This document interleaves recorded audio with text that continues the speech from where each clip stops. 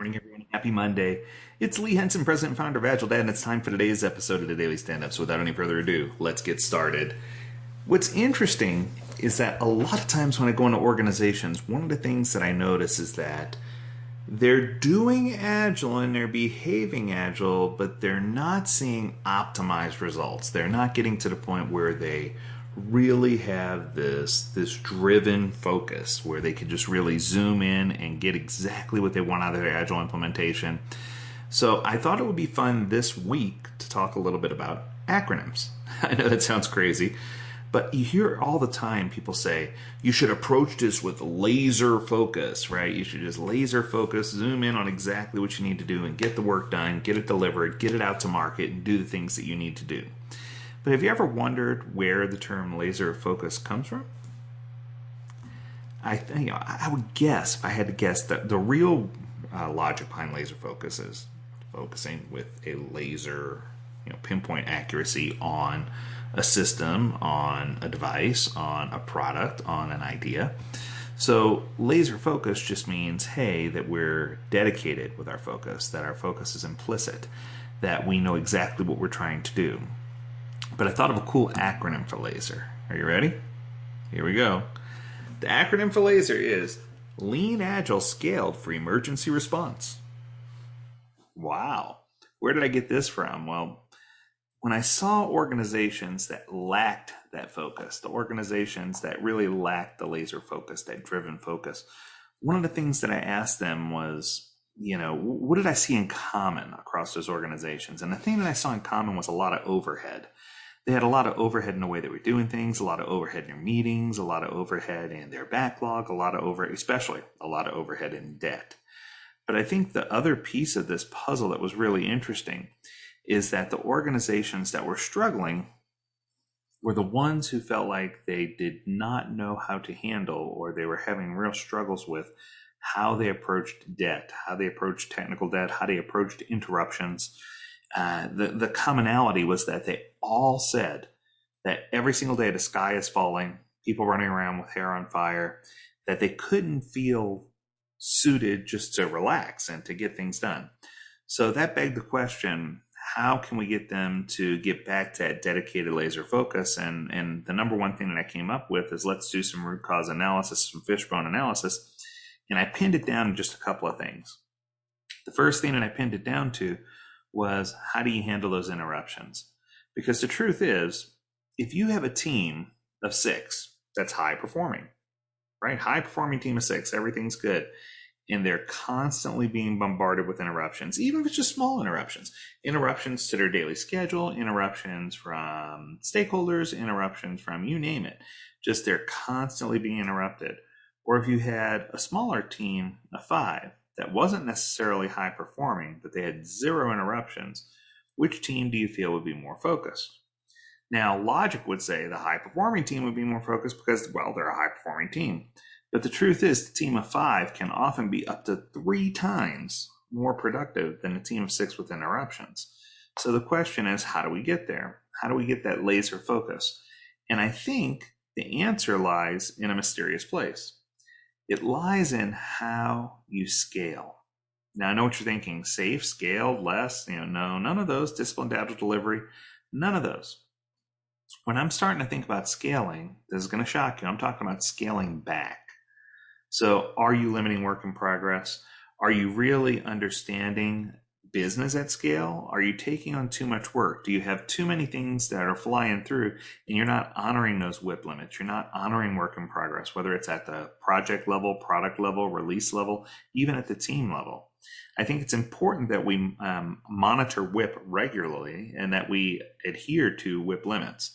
I think if we do those things, that's going to help us with our Agile implementation quite a bit. The second piece to this is, but what if it is an emergency and it is an interruption and it's something that has to come in, beyond the not honoring WIP limits? What do we do there? And I think that this is where I get into the emergency response piece. Now, in my mind, there are 3 different types of interruption/emergencies.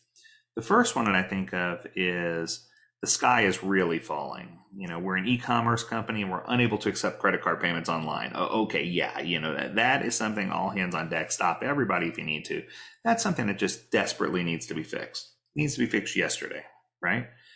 The second type of interruption is the one that's a little more challenging. The second type of interruption is one that it could affect some users. It's having minimal impact, but it's not something that we have to drop everything and do right this second.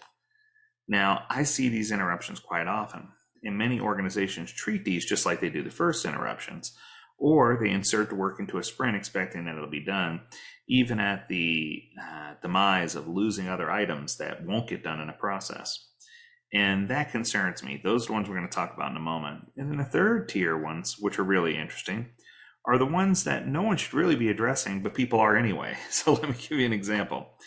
I had a friend who was snarky at best. And one of the things that he did was he sent in a support ticket saying that if on a Windows device, if you held Control-Alt-Shift and touched the mouse pad on your laptop with your tongue 26 times, that the screen would flicker. Now, it was all in jest, because we all know that's not the case.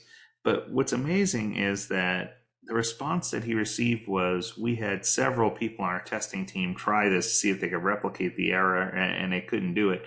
Could you please send us a video of you doing the error so that we can address it? And I'm sitting here thinking to myself, I could just picture the room where you have a whole bunch of testers in there. One, two, three. It didn't make sense to me, right? So sometimes we get these bugs or these interruptions or these things where we have to say, you know what, we know that's a problem, but we made a conscious decision that we're not going to resolve it. And we're going to archive those. And it doesn't necessarily mean that it'll never get fixed. It just means that it's not our highest priority right now, that it's not of the greatest urgency. And I think that's the key. We need to understand what urgency is and the difference between urgency and priority. Priority, high, medium, or low, just means that it's a level of urgency. It has nothing to do with importance, because if priority tied to importance, then everything would be high priority. When you tie a priority to urgency, then you can say, out of all of these really important things, which ones are indeed the most urgent? And that makes a lot more sense, right?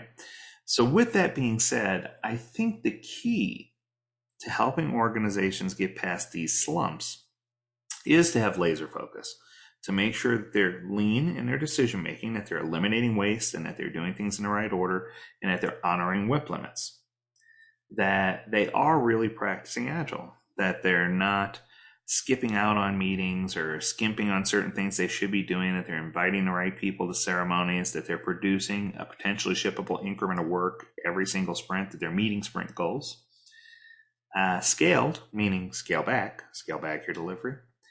Emergency response, meaning that you're handling all those things appropriately. Now, I know I covered a lot of material in that one acronym, but I just wanted to get it out there because I thought it was super cool that you could take an acronym like LASER and turn it into something that really applies to what we're trying to do today. So my advice for you is, if you haven't read these two documents, go ahead and download the free document. It's on the AgileDad website in the download section.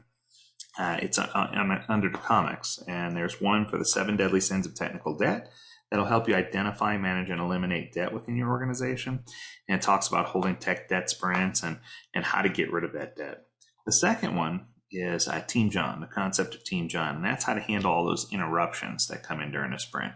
And I think with confidence that if you follow the advice in those two manuals, that I think it'd be just really easy for you to address these issues and to regain that laser focus that you're looking for. I hope this was helpful to you on a Monday. I hope you have an amazing week. I wanted to kick it off with something fun. Make sure you tune in to AgileDad.com, where you can learn more about this topic and many other topics. And as always, we encourage you to stay healthy, stay well, and stay agile, my friends. Until next time, definitely take care.